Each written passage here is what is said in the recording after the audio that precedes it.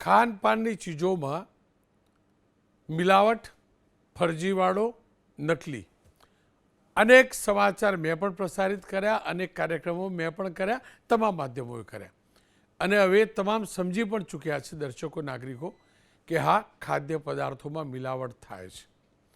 ગુણવત્તાસભર ખાદ્ય પદાર્થો નથી અને સ્વાસ્થ્યને હાનિ કરે છે.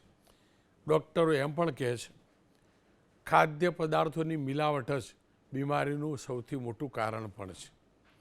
એ હૃદયરોગના હુમલાની વાત હોય કે પછી બ્લડ પ્રેશર વધવાની, અનેક બીમારીઓ આ મિલાવટી ખાનપાનથી આવે છે. પણ આ જ પ્રકારની બીમારીઓ, તમારું પ્રેશર વધી ગયું કે પછી હૃદયમાં કંઈ પ્રોબ્લેમ થયો, એના માટે દવા લેવાની હોય, ડૉક્ટર દવા લખી આપે અને એ દવા જ અસલી કંપનીની ન હોય અને નકલી હોય તો પછી શું હાલત થાય? વધુ બીમાર પડીએ ને. ડૉક્ટરે ડોઝ લખી આપેલો હોય, પેલા 25 mg, 60 mg, 40 mg, એ તો બધું સાઈડ ઉપર ગયું. કંપની બીજી, દવા બીજી. આ હાલત છે આપણા ગુજરાતની અંદર. જોકે ફૂડ એન્ડ ડ્રગ્સ વિભાગે પકડ્યું પણ છે, પણ આ પાશેરીમાં પોણી સમાન છે અને એટલે જ આ કાર્યક્રમ કરી રહ્યો છું. તાજેતરમાં જ આ કિસ્સો સામે આવ્યો છે અને આ કિસ્સો ડુપ્લિકેટ અને ગેરકાયદેસર દવાના વેચાણનો છે.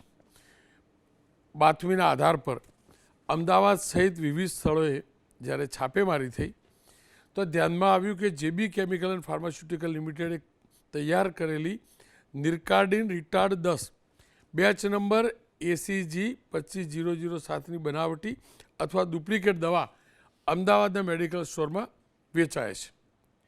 અમદાવાદી ફાર્મસી એન્ડ વેલનેસ પ્રાઇવેટ લિમિટેડમાં વેચાય છે લીલાવતીમાં. છાપેમારી થઈ, તપાસ થઈ તો ધ્યાનમાં આવ્યું કે આ દવા મૂળ જે કંપની છે, ટોરન્ટ કંપની બનાવે છે આ પ્રકારની દવાઓ, એને બનાવેલી જ નથી અને બીજા કોઈએ બનાવીને બજારમાં ઘુસાડેલી છે. ખેર, એનાથી શું નુકસાન થાય એ પણ જોજો. પણ એ પહેલાં આરોગ્ય મંત્રી પ્રફુલભાઈ પાનસેરિયાએ આ દવામાં જે ડુપ્લિકેશન થયું અને પકડાયું તેને લઈને શું કહ્યું એ જાણી લો. આ પ્રકરણની અંદર જેબી ફાર્મા અને કેમિકલ જે સ્ટાન્ડર્ડ દવાઓ છે, મારા ખ્યાલ પ્રમાણે મને માહિતી છે એટલે ટોરેન્ટ ગ્રુપનું આ દવાઓ છે. તો એ સ્ટાન્ડર્ડ દવાઓ અન્ય લોકો બનાવીને એ જ ભાવે વેચે, જેથી કરીને જે સ્ટાન્ડર્ડ જેમની પાસે ગુણવત્તાસભર દવાઓ એટલી કામ કરતી નથી. પરંતુ આ બધી જ દવાઓ પકડાની છે. 30 જગ્યા પર જ્યાં જ્યાં મળતી ગઈ છે ત્યાં ત્યાં અમારા અધિકારીઓ એ તમામ દવાઓ લેબમાં ચકાસણી માટે મોકલી દેવામાં આવી છે. બ્લડ પ્રેશર અને હૃદયરોગની દવા ડુપ્લિકેટ, નકલી, જે કંપનીની પાસે બનાવવાના રાઇટ છે, જેનું રિસર્ચ છે, એના સ્થાને બીજો જ બનાવે ને બીજો જ વેચે. આપ સમજી શકો છો હાલત શું થાય. ડૉક્ટર લખી આપે, ડૉક્ટર નિદાન કરે, પણ જો દવા જ અસલી ના હોય તો દર્દીની તો હાલત ખરાબ થાય, પણ ડૉક્ટર પણ તો ભૂલા પડે ને.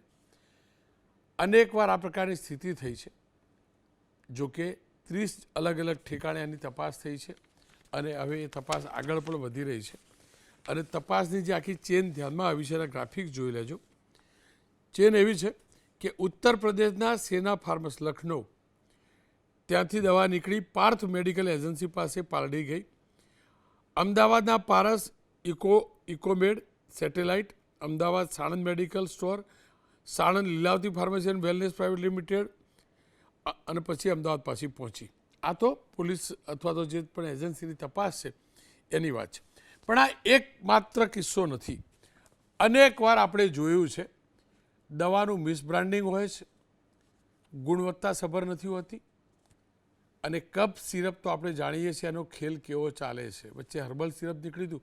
આ કફની દવા જે હોય છે એનો કેવો ખેલ ચાલે છે નશામાં. એસઓજીએ 8 ઓગસ્ટ અમદાવાદની અંદર તપાસ કરેલી. પોસ્ટ ઓફિસ વિસ્તારમાં બાતમીના આધારે કર્યું તો 60 લાખની કિંમતની 5050 બોટલ કફ સિરપનો જથ્થો મળેલો અને એ પણ ગેરકાયદેસર રીતે બીજે મોકલી આપવામાં આવી રહ્યો હતો. 14 ઓગસ્ટે વડોદરાની અંદર પણ આ પ્રકારે નશીલી કફ સિરપનો મોટો જથ્થો પકડ્યો હતો. પોલીસે ગોડાઉનના સંચાલક અને સિરપ મંગાવનાર સામે ગુનો નોંધ્યો હતો. આયુર્વેદિક કોડિન કફ સિરપનો નશા માટે ઉપયોગ કરવામાં આવતો હોવાનું પણ ધ્યાનમાં આવેલું છે. આવા અનેક કિસ્સા સામે આવ્યા છે.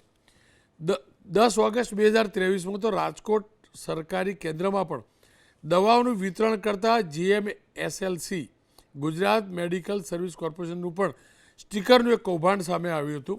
એની તપાસ પણ થઈ હશે અને તથ્યોને સત્યો પણ સામે આવે છે. સવાલ સૌથી મોટો એ છે કે જો આ જ પ્રકારની સ્થિતિ છે તો એના માટે ગુનેગાર કોણ છે? સરકાર તરફથી અને ફૂડ એન્ડ ડ્રગ્સ વિભાગ તરફથી વારંવાર એમ કહેવામાં આવે છે કે બહારથી દવા ગુજરાતમાં આવી, બહારથી દવા ગુજરાતમાં આવી. તો મારા સાહેબ, ગુજરાતમાં પણ કોની નજરમાં આટલા ખેલ ચાલે છે આપ પણ જાણો છો. અને એ જ જાણવું હોય ને તો આજે ભરૂચમાં જે ફટાકડા ફૂટ્યા છે ને એ પણ જોજો તમે. ભરૂચમાં જે ફટાકડા ફૂટ્યા, ભરૂચમાં એટલે ફટાકડા ફૂટ્યા કે ભરૂચની અંદર ફૂડ એન્ડ ડ્રગ્સ વિભાગ, આ બધા ઉપર ધ્યાન રાખવાની જવાબદારી કોની હોય? ફૂડ એન્ડ ડ્રગ્સની. અને હું ગઈકાલે પણ કહેતો હતો અને આજે પણ કહું છું, ફૂડ એન્ડ ડ્રગ્સ વિભાગને વધુ દુરસ્ત કરવો જરૂરી છે.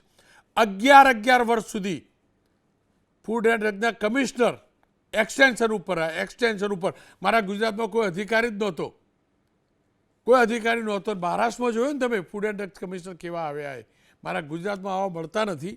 અને એટલે જ કેવા કૌભાંડો ચાલે છે. ભરૂચમાં ACB એક અધિકારીને પકડ્યો અને ફટાકડા ફોડ્યા. આસિસ્ટન્ટ કમિશનર આરોપ છે એની ઉપર, આસિસ્ટન્ટ કમિશનર પ્રકાશ પુસનાની ડ્રગ્સ ઇન્સ્પેક્ટર સુરભી દેસાઈ ઝડપાતો ઉજવણી કરી. ફૂડ એન્ડ ડ્રગ્સ કચેરી બહાર ફાર્માસિસ્ટ એસોસિએશને કેક કાપી ઉજવણી કરી. વિચાર કરો તમે, ઉજવણીના પણ દ્રશ્યો જોજો તમે. ફટાકડા પણ ફૂટ્યા એ પણ જોજો. અને ભ્રષ્ટાચાર દૂર કરવાના નારા પણ લાગ્યા. અને આરોપ એ લગાવવામાં આવ્યો કે આ અધિકારી લાયસન્સ માટે કેમિસ્ટોને હેરાન કરતા હતા, રૂપિયા આપો એટલે લાયસન્સ મળે. જો આ સ્થિતિ હોય તો પછી ફેક્ટરીઓ પણ કેવી રીતે ચાલતી છે આપ સમજી શકો છો.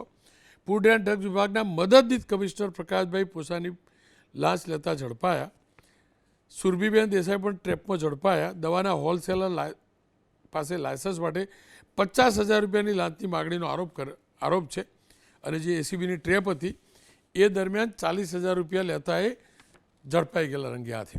હું એટલે જ કહું છું, જે એજન્સી આનું મોનિટરિંગ કરવા રાખવામાં આવી છે એના જ અધિકારીઓ જો લાંચિયા હોય તો બાકીનાની તો શું વાત કરવી. બસ આ જ આપણું દર્દ છે. અને એની દવા કોઈની પાસે નથી અને સરકાર કદાચ કોઈ મોટું ઓપરેશન કરવા માગતું નથી. કારણ કે મહારાષ્ટ્રના નવા જે ફૂડ એન્ડ ડ્રગ કમિશનર આવ્યા એમને શબ્દ વાપરેલો કે હું સર્જરી કરવા માગું છું. એમને સર્જરી કરી. મારા ત્યાં તો કોઈ ઇન્જેક્શન પણ નથી આપતું. મારા ગુજરાતમાં તકલીફ આ છે. અને માત્ર વાહવાહીની વાર્તા ના હોઈ શકે, મહિમા મંડળ ના હોઈ શકે. ખોટું છે એ ખોટું છે. અને ફૂડ એન્ડ ડ્રગ્સ વિભાગમાં ખોટું ચાલી રહ્યું છે. પકડ્યું છે એમને હકીકત છે. પણ હજુ કહું છું, 1% છે જેટલું ખોટું ચાલે છે ને એમાં 1% છે. કેટલી કંપનીઓ જોબ વર્ક કેવી રીતે કરે છે, ફાર્માસિસ્ટ છે કે નહીં, આ બધું આખું ગામ જાણે છે. જશવંતભાઈ પટેલ પ્રમુખ કેમિસ્ટ એન્ડ ડ્રગ્સ એસોસિએશન, અનિલભાઈ નાયક રાષ્ટ્રીય પ્રમુખ ઇન્ડિયન મેડિકલ એસોસિએશનના છે, ડૉક્ટર ભરત કાનાબાર સિનિયર સર્જન છે. કાનાબાર સાહેબ, આપ મેડિકલ એથિક્સમાં માનવાવાળા વ્યક્તિ છો. મને યાદ છે આપની મારી મુલાકાત થયેલી, આપે તમારો પોતાનો જ કિસ્સો કહેલો, પરિવારનો જ કિસ્સો. દુઃખદ કિસ્સાને હું યાદ કરાવવા નથી માગતો, પણ આ સેક્ટરમાં કયા પ્રકારની ગેરકાનૂની કૃત્યો ચાલી રહ્યા છે, ખાસ કરીને દવાઓની બાબતમાં?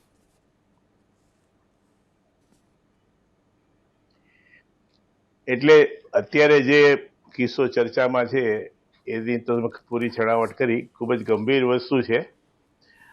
એક સ્ટાન્ડર્ડ કંપની ટોરેન્ટ જેનું કહેવાય કે એક સ્ટાન્ડર્ડ મેન્ટેન કરે છે, અને મોટાભાગના જે એથિકલ ડોક્ટરો છે, કાર્ડિયોલોજીસ્ટ, ફિઝિશિયન, એમની દવાઓ લખે છે. આ પર્ટિક્યુલરલી નિકાર્ડિયા 10 છે, આપણે જાણીએ છીએ હાઇપરટેન્શન, બ્લડ પ્રેશર માટે અને એન્જાઇનલ પેઇન માટે વપરાય છે. હવે એ કોઈ બીજી કંપની બનાવે અને એની ગુણવત્તા છે કે નહીં હજી તપાસવાનું બાકી છે. પણ માનો કે પૂરા સ્ટાન્ડર્ડની ન હોય તો એવા એ લેનાર પેશન્ટની શું દશા થઈ? કોઈ પેઇન કિલર હોય એમાં કદાચ નાની મોટું ભેળસેળ હોય અથવા સ્ટાન્ડર્ડ ઓછું હોય તો માણસનો દુખાવો ઓછો થાય કે તાવ ઓછો કંટ્રોલમાં આવે. પણ this is a very serious thing. અને આ એક તમે કીધું ને, this is only 1% of the thing. Food and ડ્રગની વાત તો ઘણી બધી થઈ શકે, ભેળસેળની વાત તો નહીં, તો બધું આપણે સૌ રોજબરોજ જોતા હોય છે, ખાઈએ પણ છીએ. પણ દવાની વાત જ્યારે આવે છે ત્યારે એક વાત આ પણ છે. બીજી વાત ઘણીવાર અમારા લોકોના ધ્યાનમાં આવે છે કે આપણે ત્યાં સ્ટ્રીપની પાછળ એક્સપાયરી ડેટ છપાયેલી હોય છે. તો મોટે ભાગે કેમિસ્ટ લેવલથી આ થતું હોય કે માનો કે એની પાસે પડેલી દવા એક્સપાયર થઈ ગઈ હોય, તો જ્યાં એક્સપાયરી ડેટ છાપેલી હોય ને એ બે ટેબ્લેટ હોય ને એ કાપી નાખે, ને બાકીની 8 ટેબ્લેટ હોય સ્ટ્રીપમાંથી આપી દે. એટલે પછી એ તમે 8 સ્ટ્રીપ પેશન્ટ લે, અમે જોઈએ તો ખ્યાલ ના હોય કે આની પાછળ એક્સપાયરી ડેટ નથી અને ચાલી જાય. એક્સપાયરી ડેટ ન હોય એટલે કોઈ દવા ડેન્જરસ હોય એવું જરૂરી નથી, પણ ઘણીવાર એનો જે પાવર હોય, જેની ઇફેક્ટ આવે એ ઘણી બધી ઓછી આવે. આ સિવાય આ એક વાત થઈ ભેળસેળની વાત, આ બીજી કંપનીઓને અમે દવા બનાવવાની વાત થઈ. ત્રીજો એક મહત્વનો મુદ્દો જે અત્યારે આ તમારી ચર્ચામાં નથી, પણ એ જે કમિશનથી જે દવાઓ લખાય છે એ આના કરતા પણ બહુ મોટો જેને કહેવાય ને ગેરરીતિ છે મેડિકલ સેક્ટરમાં. મને આજે કોઈ કંપની સીધું કમિશન પાસ કરે કે તમે દવા લખો એટલે 30-40% તમને આપશું, એટલે પછી એની દવા કેટલી સ્ટાન્ડર્ડ છે, કેટલી પેશન્ટને ખરેખર એની જરૂર છે એ જોયા વગર આપણે કહેવાય ને કે રજનીગણા લવ 2-4 કે લે 10-12, એમ દલ્લા તરવાડીની જેમ લેવાનું, ડોક્ટરને લખવાનું મન થાય, આ પ્રકારની એક પરિસ્થિતિ છે. ને આ કમિશનની વાત છે ને આજે, એ મોટી મોટી કોર્પોરેટ હોસ્પિટલોમાં પણ ચાલે છે, અને મોટા જેને આપણે ગણીએ ને કે બહુ મોટા ડોક્ટરો ગણાય છે, એ પણ આવી થોડી દવાઓ લખતા હોય છે. એટલે આ એક ગેરરીતિ એવી છે કે કદાચ એને નાથવું એટલા માટે અઘરી છે કે ડોક્ટર તરીકે જયારે પેશન્ટને લખે એટલે પેશન્ટને તો ખ્યાલ નથી, એને પકડવી પણ અઘરી છે. પણ આ એક મોટી ગેરરીતિ છે. સદભાગ્યે ગુજરાતના આરોગ્ય મંત્રી પ્રફુલ્લ પાનસરિયા, જ્યારથી મેં જોયું આ મિનિસ્ટ્રીમાં આવ્યા છે ત્યારથી એમણે ફૂડ એન્ડ ડ્રગને પણ સચેત કર્યું છે. ખાદ્ય પદાર્થોમાં ભેળસેળ, હમણાં પનીરની વાત આવી એમાં પણ બહુ સક્રિય છે, અને આ ડ્રગની બાબતમાં પણ એ બહુ સિરિયસ છે, અને હંમેશા એની પોતાની કામ કરવાની પદ્ધતિ મોલ સુધી જવાની છે. એટલે આપણે આશા રાખીએ કે આવનારા દિવસોમાં આ પ્રકારનો ભોગ પેશન્ટ, દર્દીઓ અને લોકો ન બને એવું પરિસ્થિતિનું નિર્માણ થાય એવી આપણે આશા રાખીએ. નાયક સાહેબ મારી સાથે જોડાય. નાયક સાહેબ, આપણા ગુજરાતમાં જ ખાલી આવું કે આખા ભારતમાં આવું ચાલે છે? કે ગુજરાતની વાત કરીએ એટલે અધિકારીઓ એમ કે ગુજરાતમાં તો કશું લેવા દેવાનું હતું, બહારથી આવતું હતું. ખરેખર છે શું? અને આ કેટલી મોટી બીમારી છે, બીજાની દવા બીજાએ બનાવી વેચવાની, પેલી કંપનીના નામનો દુરુપયોગ કરવાનો, ક્વોલિટી કંટ્રોલ કોઈ જોતું ન હોય, કેટલા અંશે આ બીમારી છે. અને આ પકડાયું એટલું જ છે કે બહુ મોટું છે?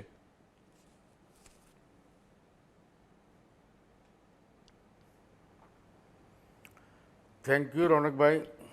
આજે ગુજરાતી ભાષા દિવસ છે એટલે બધાને, તમામ ગુજરાતીઓને ગુજરાતી ભાષાની શુભકામનાઓ.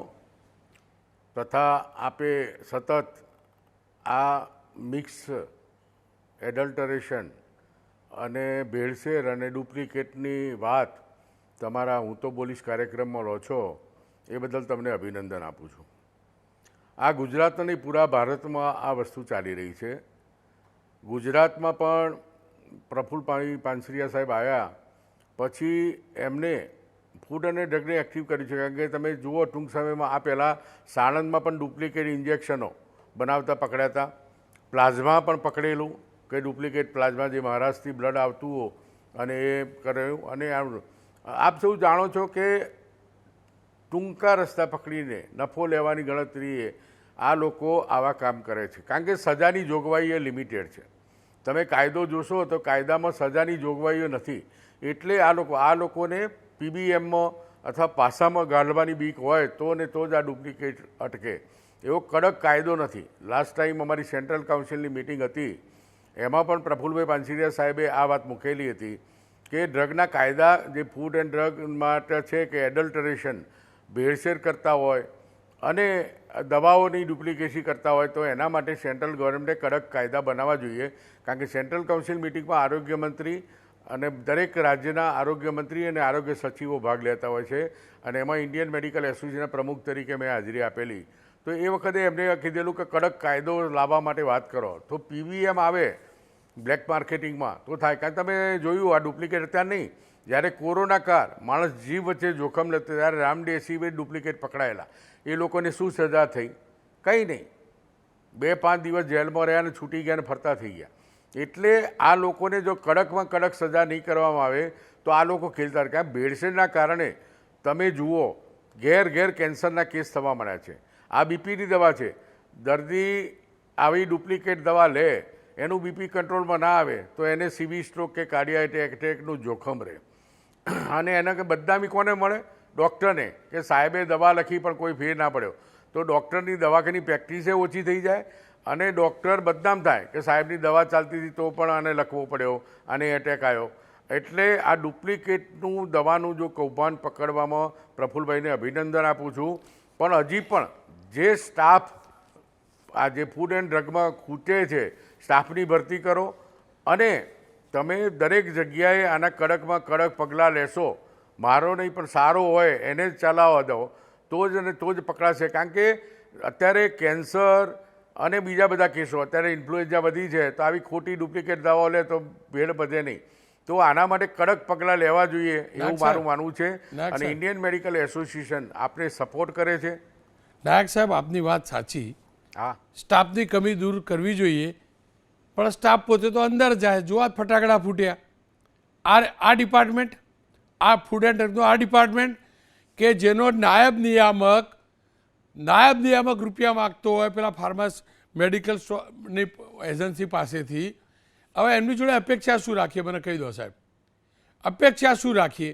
તમને નથી લાગતું નાયક સાહેબ, મારા ગુજરાતની અંદર, આપણા ગુજરાતમાં મહારાષ્ટ્રના જે ફૂડ એન્ડ ડ્રગ કમિશનર છે તુકારામજી, એવા કોઈ અધિકારીની જરૂર હોય કે પછી આપણી જોડે એવા અધિકારીને આવું તો ના બને ને? ના બને ને? મને કહો.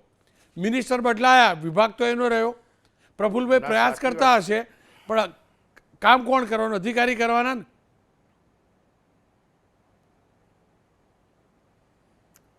એ વાત સાચી છે. પણ અત્યારે અધિકારીમાં ડૉક્ટર ગઢવીચારણ મેડમ છે, એ પણ કડક છે. એ MBBS કરીને આવેલા છે અને એ આમાં કોઈ પણ ચલાવી લે એવા નથી. કારણ કે હું એમને ઓળખું છું. એટલે અધિકારી કડક છે પણ થોડા માઇલ્ડ છે, એમને પણ કડક થવું પડશે. ડૉક્ટર સાહેબ, તો પછી આ ભરૂચમાં રોકડી કેવી રીતે ચાલતી હતી મને કહો? જો ના ચલાવી શકતા આપણે કોઈ, તો પેલો રોકડી કેવી રીતે કરતો હતો? નાયબ નિયામક એ જ વિભાગમાં આવે ને સાહેબ. ACBએ પકડ્યો, વિભાગે થોડો પકડ્યો. હા, મહારાષ્ટ્ર નસીબદાર છે. ના ના, હું તો આપણો ભરૂચવાળી વાત. મહારાષ્ટ્ર નસીબદાર છે કે એમને ખેરનાર, જી, હા, ખેરનાર ને તુકારામ જેવા એમને અધિકારીઓ મળે છે. ગુજરાતને બદનસીબે એવા કોઈ અધિકારી મળ્યા નથી. ખેર, અને એટલા માટે આવા સારા અધિકારીઓની શોધવા જોઈએ અને એમના ઉપર એમને ફૂલ સત્તા આપવી જોઈએ. કારણ કે ઘણી વખતે શું, અધિકારી પાસે સત્તા ના હોય. અત્યારે લાયસન્સિંગના પૈસા લે છે લોકો, ફાર્માસિસ્ટો વાતો કરે છે. અત્યારે એમને ડ્રગ પરમિશન બનાવવા માટે લોન લાયસન્સ લેવાના હોય તો એમાં પૈસા લેવામાં આવે છે.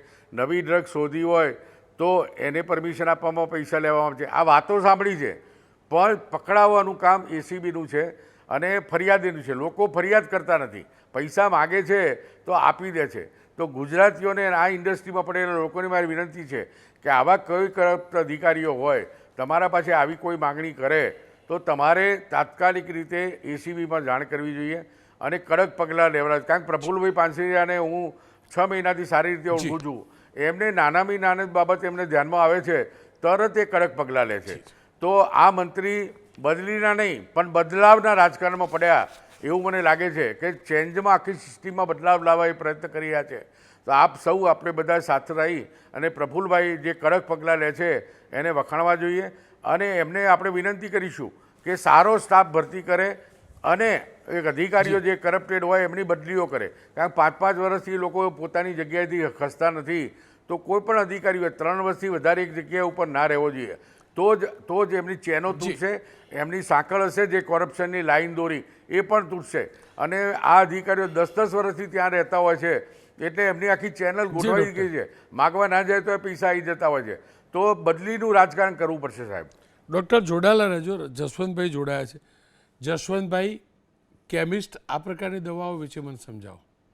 કેમ એકચ્યુઅલમાં જે દવા જે 42 જણા ત્યાં તપાસ થઈને એમાં 37 તો સંસ્થાના મેમ્બર જ નથી. પહેલાં તો એ દુઃખની વાત છે કે કંપનીના ઓથોરાઇઝ સ્ટોકિસ્ટ પાસેથી માલ લેવો એવું ઘણી બધી વખત મેં મારા વિડીયો દ્વારા આખા ગુજરાતના રિટેલરોને જણાવેલું છે, પણ લોભામણી લાલચ આજે અમારો માર્જિન કેન્દ્ર સરકાર જ્યારે ફિક્સ કરેલો છે કે હોલસેલની અંદર 10% અને 20% રિટેલનો માર્જિન, અને છતાંય જ્યારે 30-30 ને 35% જ્યારે માર્જિન મળતો હોય ત્યારે રિટેલરને અમે ઘણી બધી વખત ચેતવેલા છે.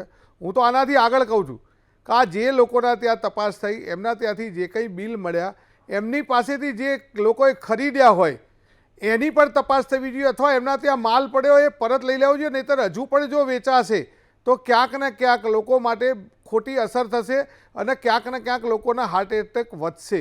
આ બધી વસ્તુઓ છેલ્લા ઘણા સમયથી ચાલે છે. ડ્રગ ડિપાર્ટમેન્ટ ગુજરાતના હું વખાણ કરીશ, પણ જે રીતે ગુજરાતની અંદર માલ છેલ્લા 6 મહિનાની અંદર ખૂબ મોટા પ્રમાણમાં પકડાયો છે અને મલ્ટીનેશનલ કંપનીઓની પ્રોડક્ટો પકડાયેલી છે, આમાં કંપનીઓ આગળ નથી આવતી. જો કંપની આગળ આવીને કંપની કેસ કરે, જેમ આજે નિકાડા રિટાયર્ડ માટે જેબી કેમિકલના એમ્પ્લોયે ફરિયાદ આપી અને ફરિયાદ આપ્યા પછી જે રીતે કલાકની અંદર 42 જગ્યાએ જે રેડ પડી અને 42 જણના જે કંઈ કરવામાં આવ્યા, આજે હું એમ કહું એનાથી આગળ ઉત્તર પ્રદેશની અંદર આખી એક ટીમ બનાવેલી છે ડુપ્લિકેટ દવાઓના શોધવા માટે. આ લખનૌથી જ માલ આવ્યો છે.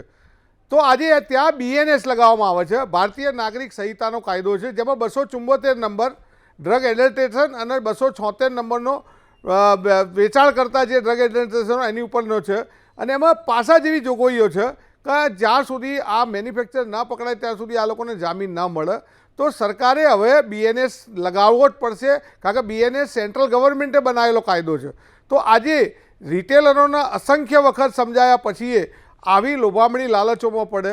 કંપનીના ઓથોરાઇઝ સ્ટોકિસ્ટ જ્યાં દરેક સ્ટેટમાં દરેક રાજ્યમાં, આ તો GST આવ્યા પછી એક સ્ટેટ બોર્ડર નીકળી ગઈ છે. એકચ્યુઅલમાં કંપનીઓએ આમાં આગળ આવવું જોઈએ. કંપની જ્યારે સ્ટોકિસ્ટ બનાવે છે કે ભાઈ લખનૌનો સ્ટોકિસ્ટ લખનૌમાં જ વેચે, અમદાવાદનો સ્ટોકિસ્ટ અમદાવાદમાં વેચે, તો બહાર જે વેચતા હોય, કારણ કે આની અંદર ફિલ્ડ સ્ટાફ પણ એટલો જ મળેલો હોય છે.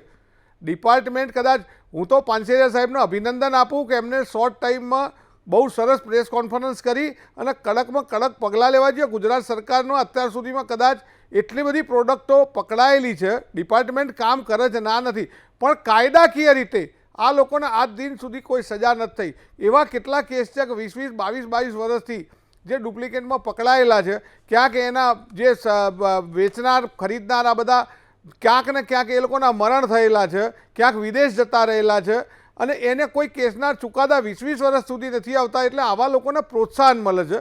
તો કાયદા જ કડક કરવા જોઈએ, જેથી કરી અને કાયદાની જોગવાઈઓની અંદર એવું, જેમ જો ગુજરાત ગવર્મેન્ટ ઉત્તર પ્રદેશ જો કરતી હોય કે BNS લગાવી અને લોકોને સબક શીખવાડતી હોય જેલને સળિયા પાછળ, અથવા એના લાયસન્સ કેન્સલ થતા હોય, તો આ રાજ્યની અંદર જ્યારે એક ગુનેગારને જ્યારે એને ઇઝી મળે છે ત્યારે એને પ્રોત્સાહન મળે છે કે આમાં શું થવાનું છે, બોમ્બો તો 5 દિવસ 6 દિવસ. જેમ રોનકભાઈએ બહુ સરસ કીધું કે ભ્રષ્ટાચાર કયા જગ્યાએ નથી. ગુજરાતના ફૂડ એન્ડ ડ્રગ એડમિનિસ્ટ્રેટર પકડાય, આ આખા ઇન્ડિયામાં નિકાળા રિટાયર્ડ પકડાઈ છે, કેમ ગુજરાતમાં જ પકડાઈ? આના જ્યારે આજની તારીખમાં મને માહિતી મળી છે મુજબ જે લખનૌનો વેપારી હતો એ આજે કંઈક અમદાવાદ આવેલો, ક્રાઇમ બ્રાન્ચે એની ધરપકડ પણ કરી છે, સાથે એને જ્યાંથી માલ લીધો છે એની પણ ધરપકડ કરી છે. એ કદાચ હજુ બહાર નથી આવ્યું, પણ ક્રાઇમ બ્રાન્ચે એની ધરપકડ કરી. જો એની પાસેથી પૂરેપૂરી માહિતી લેવામાં આવે તો એની નીચેના જેટલા ડાળખા છે એ બધાની ઉપર કડકાઈથી કામ લઈ ફરીથી આવી બહારથી માલ ના લે. આજે જ્યારે ગુજરાત રાજ્યમાં આટલી બધી કંપનીઓ છે, આજે ગુજરાતનો જ માલ છે, જેબી કેમિકલ ઓલરેડી ટોરેન્ટ કંપનીએ પરચેસ કરેલી છે. આ તો આ કંપની આગળ આવીને કમ્પ્લેન કરી. ભૂતકાળમાં એબર્ટની, ગ્લેક્સોની, પછી ટોરેન્ટની, ઇન્ટાસની, સનની, હજુ બી બીજી 2-3 એવી પ્રોડક્ટો છે કે મોટા ભાગે એટલા મોટા જથ્થામાં ગુજરાતની અંદર ઠલવવામાં આવે છે. ઘણી બધી વખત આ બધી વસ્તુથી આપણે સચેત કરેલા છે, પણ છતાંય કેમિસ્ટોને એમ છે કે આપણે બિલથી ખરીદીએ છીએ ને, તો બિલથી ખરીદેલું બધી વસ્તુઓ ઓરિજિનલ નથી હોતી. ઘણી બધી વસ્તુઓ ચેક કરવી જોઈએ કે આ જેન્યુન છે, કંપનીનો ઓથોરાઇઝ સ્ટોકિસ્ટ છે કે નથી.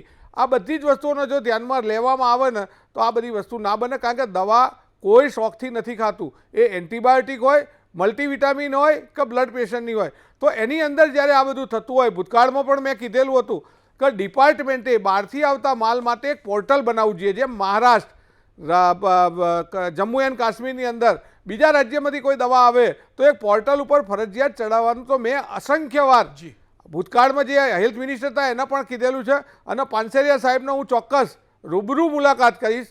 હું 2 દિવસ બહારગામ ગુરુવાર શુક્રવાર રૂબરૂ મુલાકાત કરીશ અને આ બાબતે સતેજ કરીશ કે સાહેબ એવું પોર્ટલ બનાવો. બીજા રાજ્ય જો ઇમ્પ્લિમેન્ટ કરી શકતા હોય તો આપણે કેમ ના કરીએ.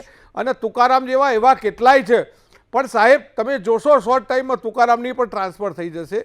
એટલે સારા માણસો સારું કામ કરવા સજ્જ છે. આપણા તો ટ્રાન્સફર નહીં થતી, તમને યાદ છે? તો મને આનંદ થશે. સાંભળો ના આનંદ કેમ થાય? 11 વખત એક્સટેન્શન મળ્યું હતું, યાદ છે તમને? હા, આ તો આપણું ગુજરાત છે સાહેબ. ભૂતકાળમાં તુકારામ જેવા ગુજરાતમાં ટ્રાન્સફર નહીં થતી એમ. ભૂતકાળમાં તુકારામથી સ્ટ્રોંગ માણસ આજે જેડી નાયકર સાહેબ હતા. જિંદગીમાં માણસે કોઈનું પાણી નથી પીધું એવા માણસો બી હતા, એવું નથી. ગુજરાતની અંદર KM પટેલ સાહેબ હતા જે હમણાં જ ગુજરી ગયા. આજે કનુભાઈ જે અમેરિકાની અંદર ટોપ કંપની ચલાવે, આવા લોકો હતા નોન કરપ્ટેડ, એવું નથી કહેતો. પણ જ્યારે આટલી કંપનીઓનો માલ પકડાય છે, કંપનીઓ કમ્પ્લેન કરવા બહાર નથી આવતી, તો આવા લોકોને એક ઉત્તેજન મળે છે. જશુભાઈ, બીજું શું ગુજરાતની ફાર્માસ્યુટિકલ કંપનીઓ બ્રાન્ડેડ ફાર્માસ્યુટિકલની વાત નથી કરતો, નાના ખોપચાઓમાં ચાલતી કંપનીઓની વાત કરું છું. ખેલ નથી કરતી, ક્વોલિટી જોડે કોમ્પ્રોમાઇઝ નથી કરતી, મિસ બ્રાન્ડિંગ નથી કરતી. ગુજરાતમાં બનતી દવાઓ વર્લ્ડમાં બહુ જ પ્રખ્યાત છે, હું ખોટું નહીં કહું. ફાર્મા સેક્ટર બેસ્ટ છે, એમાં કોઈ બેમત નહીં. પણ નાની જે એમની વાત કરું. હા, પણ એના માટે તો સેન્ટ્રલ ગવર્મેન્ટે WHO ફરજિયાત કંપનીઓ કરવી જેની ક્વોલિટી સુધરે. તો લગભગ 1500 થી 1700 ગુજરાતની ફાર્મા કંપનીઓ બંધના આરે છે.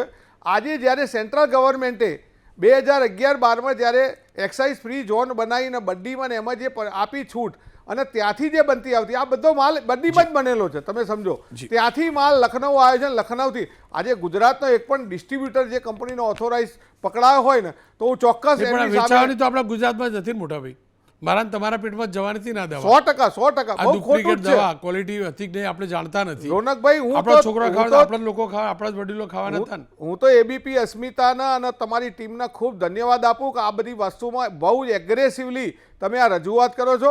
પણ પાનસેરિયા સાહેબે જે સ્ટેપ લીધા છે અને પાનસેરિયા સાહેબે જે ગાઈડલાઈન આપી છે એમાં મને એવું લાગે છે આ વખતે કદાચ, કારણ કે ભૂતકાળમાં જેટલા લોકો ઉપર ડુપ્લિકેટ દવાઓ પકડાઈ એની હજુ સુધી કોઈ એક્શન લેવાયા નથી. મને દુઃખ એ છે કે દવા કોઈ શોખથી નથી ખાતું ને એની સાથે જો ચેડા થતા હોય તો આમાં BNS જેવો કાયદો લગાડી અને જે લોકોએ માલ ખરીદ્યો છે એના ત્યાં તપાસ કરી અને આનો પર્દાફાશ કરવો જોઈએ. સંસ્થાની જ્યાં બી જરૂર હોય, સરકારને અધિકારીની જ્યાં જરૂર હોય, એઝ અ જવાબદાર વ્યક્તિ તરીકે હું મારી ટીમ સાથે તૈયાર છું. પેલો પકડાયો હમણાં તમારા કેમિસ્ટ હિંમત કરીને પકડાયો, પણ આ બધા વહીવટ આપતા હશે તો જ આ બધું ચાલતું હશે ને. લાયસન્સ લેવા પેલા ફૂડ એન્ડ ડ્રગ્સ વાળાને પૈસા આપતા હશે તો જ આ ચાલતું હશે ને. સાહેબ ખોટું છે, શેના માટે હવે એમાં જો જે તે આજે હું આટલા વર્ષોથી બેઠો છું, મારી પાસે આ સત્તા છે એટલે નહીં, સત્તા નથી તો જ્યાં આપણા પેપર સાચા હોય ત્યાં પૈસો આપવાની જરૂર નથી પડતી. પેલા આપતા હશે તો જ આ લેતા હશે ને. આપવા વાળો લેવા વાળો બંને ગુનેગાર છે. આજે જેને લાંચ આપીને એને બી ગુનામ લેવો જોઈએ. બગાડે કોણ? વેપારી જ બગાડે ને. હા, 100%. શેના માટે આપવાના? 100% સાહેબ. તમે ડ્રગ્સ વેચો છો, દારૂ વેચો છો, બરાબર, તો શેના માટે બી એના લાયસન્સ માટે પૈસા આપવાના? 100%. આ ભરૂચ વાળાએ કર્યું, બીજા બધા નહીં કરતા હોય એટલે માગ્યા છે ને. ભરૂચ વાળાના પેપર હલકા હશે તો એને 40,000 રૂપિયાની ઓફર કરી, બાકી પૈસા આપવા જ ના જોઈએ. એમને એમ તમારા કામ થઈ જાય છે તો પછી કોઈ આપત શું કરવા મને કહો. પણ સાહેબ પેપર જ ના પૂરા મૂક્યા હોય તો એમને જો ડિપાર્ટમેન્ટ દૂધે ધોયેલો હોય તો સાચો પેપર મૂક્યા હોય, બરાબર, બોગસ મૂક્યા હોય તો એનો મતલબ 50,000 આપત પાસ થઈ જાય. એ બી તો થયું ને સાહેબ. દૂધે ધોયેલાનું હું સર્ટિફિકેટ કેવી રીતે આપી શકું? તમે એમ જ કહો છો કે હલકા પેપર હશે એટલે એને 40,000? નહીં, એના જે પેપર જે મૂકવા જોઈએ. હું તમને એ જ કહું છું, પેલા 50,000 રૂપિયામાં પેપર બોગસ મૂક્યા હોય કે જરૂરી ના મૂક્યા તો એ મંજૂર થઈ જતે ને. પૈસા મતલબ શું થયો? 100% ગુનો જ છે સાહેબ. ACB એ જે ટ્રેપ કર્યા છે એમાં હું કોઈ અધિકારીની ફેવર નથી કરતો કે મારા વેપારીની ફેવર નથી કરતો, પણ જે કંઈ હેલ્થ સેક્ટરની અંદર જે ચાલે છે, કોઈના સ્વાસ્થ્ય સાથે ચેડા થાય છે, એ હરગીઝ ના ચલાવાય. નાયક સાહેબ મારી સાથે. નાયક સાહેબ હવે છેલ્લો જે કાનાબાર સાહેબે શરૂ કર્યું ત્યાં શું કમિશન પ્રથા, હોસ્પિટલોની કમિશન પ્રથા હજુ પણ યથાવત છે? કંપનીઓ કમિશન આપે છે હોસ્પિટલોને? જ્યાં મેડિકલ સ્ટોર હોય નીચે ત્યાંથી લેવા ઇનડાયરેક્ટ ફરજ પડાય? રોનકભાઈ, કમિશન અનેક પ્રકારના હોય છે. એક મેડિકલ સ્ટોરમાં જથ્થાબંધ તમે લો તો એ લોકો સ્કીમ આપતા હોય છે કે એક ફ્રી એટલે મેડિકલ સ્ટોરને પણ એ લોકો સ્કીમો આપતા હોય છે દરેકને, કે બજારમાં MRP હોય એના કરતાં ઓછા ભાવે મળે એવી સ્કીમો પણ ચાલે છે. પાઇન્ટમાં તમે જુઓ તો પાઇન્ટમાં પણ જે MRP ની MRP સ્કીમ લખેલી કેવી હોય ચાલે છે એટલું જ કહેજો સરકારે ડૉક્ટર. પાસ કરેલી ડૉક્ટર. એના કરતાં ડૉક્ટર MRP ની સ્કીમ કેવી ચાલે એટલું જ કહી દો. MRP ની સ્કીમો સ્કીમ ચાલતી કેવી હોય છે. ચાલે? નાની નાની કંપનીઓ સાહેબ, નાની MRP એટલી બધી ભારે પાસ કરે છે, એના કરતાં 25 થી 30% માલ કંપનીઓ દવાવાળાની દુકાનને આપે છે. હું તમને કહું, પાઇન્ટ 10 રૂપિયાનો હોય પણ MRP 100 રૂપિયા હોય. બાટલાની વાત કરું તમે તો અમે સરકારને એ વખત કીધેલું કે MRP તમે સ્ટાન્ડર્ડ બનાવો, MRP તમે ખોટી બનાવો છો.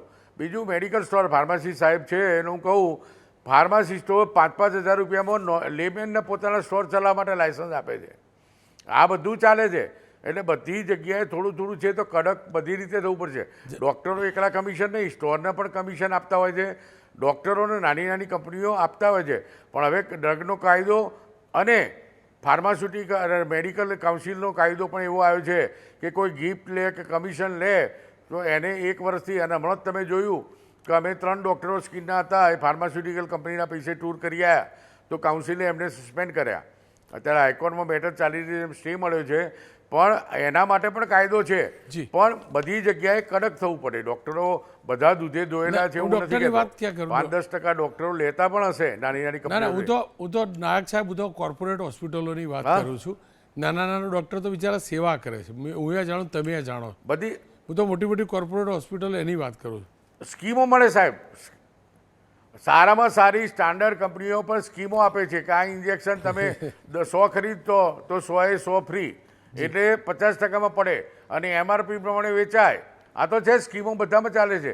જસવંતભાઈને ખ્યાલ જ છે કે સ્કીમો દરેક કંપનીઓ આપે છે, સ્ટાન્ડર્ડ કંપનીઓ આપે છે. જી, જી. એટલે એમાં કંઈ નહીં. આમાં ફાયદો થતો હોય છે એ સ્ટોરવાળાને અને કોર્પોરેટ હોસ્પિટલના મેડિકલ સ્ટોરને થતો હોય અને છે. મારા કોણ? દર્દીને. મારા દર્દીને. દર્દીને આ credit 100% card હોય છે. સાચી, પણ પણ એ સાહેબ જે- ફૂડ એન્ડ ડ્રગને કહેજો કેન્દ્રમાં હા, આપ કરી લો ડૉક્ટર સાહેબ, વાત કરી લો. 100% ક્વોલિટી.